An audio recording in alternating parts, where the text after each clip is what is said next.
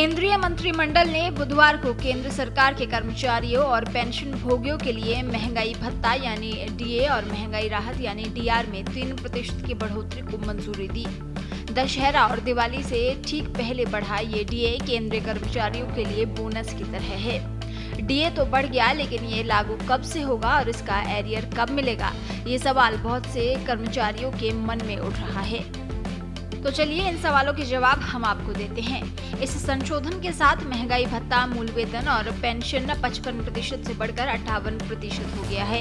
ये बढ़ोतरी 1 जुलाई 2025 से लागू होगी, यानी कर्मचारियों को जुलाई, अगस्त और सितंबर का एरियर भी मिलेगा। जुलाई, अगस्त और सितंबर का बकाया अक्टूबर के वेतन के साथ मिलेगा, यानी अक्टूबर महीने के वेतन के साथ आपको पुराने महीनों का एरियर भी मिलेगा। ये लाखों लोगों के लिए समय पर त्योहारी बोनस होगा। इस निर्णय से 48 लाख केंद्रीय सरकारी कर्मचारियों और 68 लाख पेंशन भोगियों को लाभ मिलेगा। इसके साथ ही केंद्रीय कर्मचारियों का डीए उनकी बेसिक सैलरी का 58% पहुंच गया है।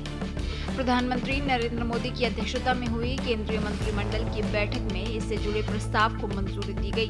केंद्रीय मंत्री अश्विनी वैष्णव ने बैठक में लिए फैसलों की जानकारी दी। अश्विनी वैष्णव ने बताया कि इस फैसले से 49 लाख कर्मचारियों और लगभग 69 लाख पेंशनर्स को फायदा होगा। इससे सरकारी खजाने पर 10,084 करोड़ रुपए का बोझ पड़ेगा।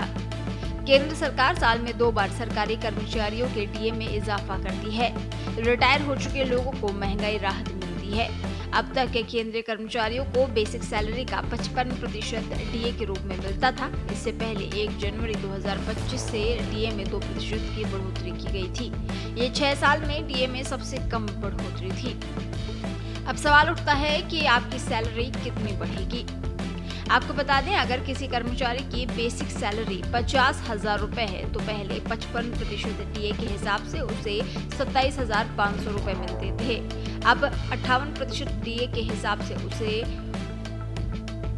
29,000 रुपए मिलेंगे। इस तरह उसकी सैलरी हर महीने 1,500 रुपए बढ़ जाएगी। इसी तरह अगर किसी पेंशनर की बेसिक पेंशन 25,000 रुपए है तो डीआर 55% के हिसाब से 13,750 रुपए था। अब 58% के हिसाब से उसे 14,500 रुपए मिलेंगे। इस तरह उसकी पेंशन हर महीने 750 रुपए बढ़ जाएगी।